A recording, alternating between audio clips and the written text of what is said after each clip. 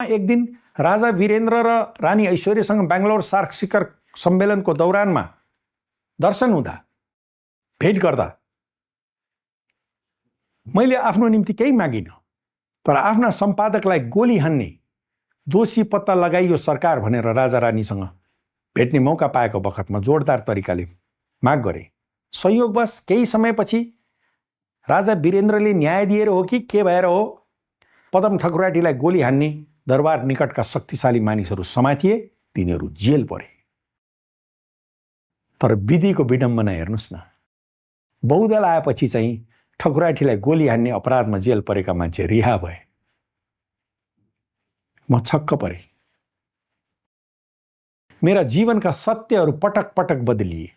एउटै मान्छे मलाई कहिले राम जस्तो, कहिले रावण जस्तो र कहिले नारद जस्तो लाग्यो। पञ्चायत छँदा म सोच्थेँ यो गएपछि राम राज्य आउँछ।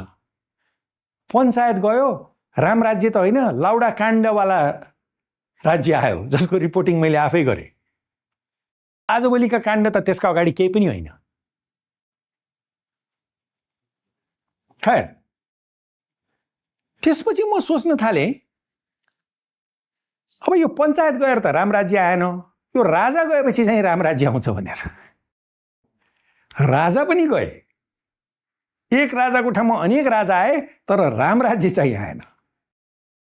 जीवन यसरी नै चल्दै गयो। मेरा जीवनका सत्यहरू पटक पटक बदलिए। मलाई एउटै मान्छे कहिले राम जस्तो, कहिले रावण जस्तो, कहिले नारद जस्तो कुरौटे लाग्यो। पञ्चायत गयो, मेरो मनको दुःख गएन।